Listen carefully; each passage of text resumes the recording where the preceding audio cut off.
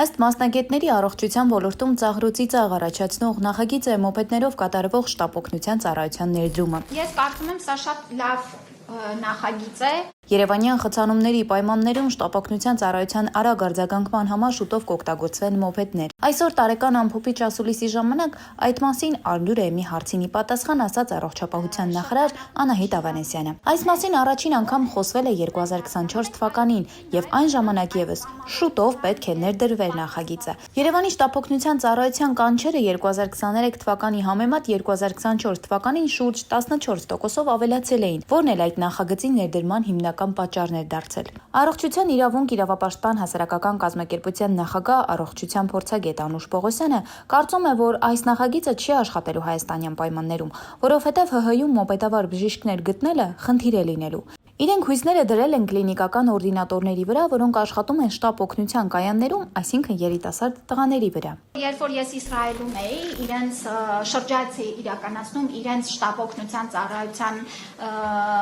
շրջանակներում, այնտեղ այդ կենտրոնում տեսա 14-ից 15 տարեկան լիքը այսպես երիտասարդներ, ովքեր որ պտտվում էին, հագուստ էին հագել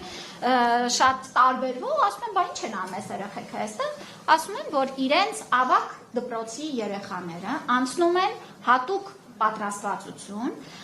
եւ ընդգրկվում են առաջին օգնություն տրամադրելու համակարգում։ Հարկ է նշել, որ ըստ պաշտոնական տվյալների յուրաքանչյուր 20,000 բնակչին նախատեսված է մեկ շարժակազմ։ Պաշտոնական տվյալներով Երևանի բնակչությունը 1.700.000 է եւ պետք է մոտ 53-ից 55 շտապ օգնության շարժակազմ։ Ավանեսյանը չարարկեց, որ անգամ շտապ օգնության համակարգը բարելավման կարիք ունի։ Կառավարությունը շուտով համապատասխան որոշում կընդունի։ Նախարարի խոսքով լինելու է մեկ անձ առաջին օգնության պայուսակով, որը հրատապ բուժօգնություն կտրամադրի։ Հետաքրքիրն այն է, որ չի խոսվում մոպեդով խիտ երթևեկության պայմաններում տեղաշարժի բարձր ռիսկային լինելու մասին։ Մինչ այժմ նախարարությունը չի ներկայացրել, արդյոք իրականացվել է ճանապարհային անվտանգության գնահատում եւ ինչ պաշտպանիչ միջոցներ են նախատեսվում բուժաշխատողների համար։ Արդյոք պետք է ունենալ վարորդական վկայական։ Հարց է առաջանում. արդյոք մոպեդների կիրառումը խնդրի երկարաժամկետ լուծում է, թե ժամանակավոր միջոց։ Թեև նախարարությունը նախաձեռնությունը ներկայացնում է որպես օպերատիվ արձագանքման նոր մեխանիզմ, դրա արդյունավետությունն ու անվտանգությունը դեռևս պահանջում են